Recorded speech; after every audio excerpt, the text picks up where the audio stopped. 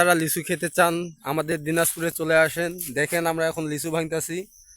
হ্যাঁ, এই যে লিচু ভাঙা 1 নাম্বার কামলা। এটা এই কই যাও, এদিকে দেখো। এই যে আমরা এখন লিচু ভাঙছি।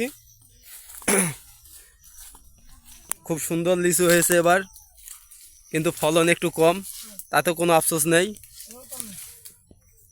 কিন্তু এবার কৃষকেরা অনেক খুশি হয়েছে যে লিচুর ফলন কম হলো, লিচুর বাজারটা অনেক ভালো আছে। হ্যাঁ, এই যে আমরা এবার লিচু ভাঙতেছি।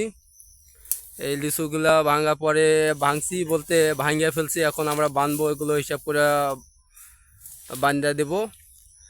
আপনাদের যাদের যাদের লিচু লাগবে আমাদের সাথে যোগাযোগ করবেন। হ্যাঁ, আমরা লিচু দিয়ে পাঠাই, সমস্যা নাই।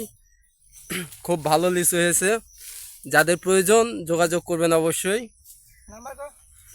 নাম্বার লাগবে না, এই পেজের মাধ্যমে আমরা যোগাযোগ করব।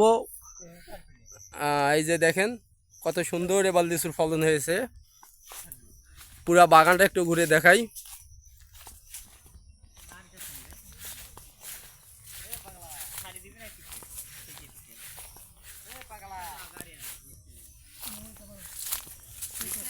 বাগানটা ঘুরে দেখাতে চাইলাম। পুরো বাগানটা ঘুরে দেখার মতো আমার হাতে এখন সময় খুব একটু কম আছে, তাই পুরো বাগানটা ঘুরে দেখাতে পারছি না। আপনারা যারা যারা দেখতেছেন, যাদের যাদের লিচুর প্রয়োজন অবশ্যই যোগাযোগ করবেন।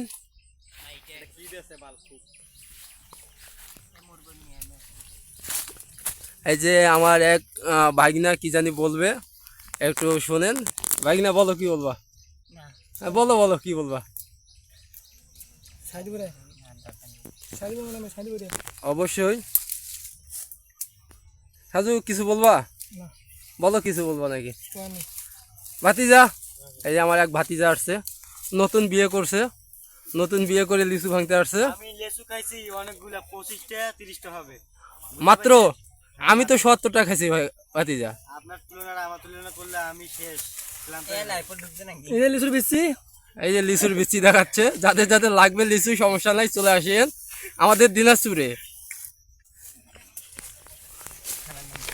আমি আজকে আর বেশি ভিডিও করলাম না, এর পরবর্তীতে করব। এর চেয়ে বড় বাগানে গেলে অবশ্যই বড় করে একটা ভিডিও করে আপনাদেরকে দেব, আপনারা দেখবেন। আর যাদের যাদের লিচুর প্রয়োজন যোগাযোগ করবেন।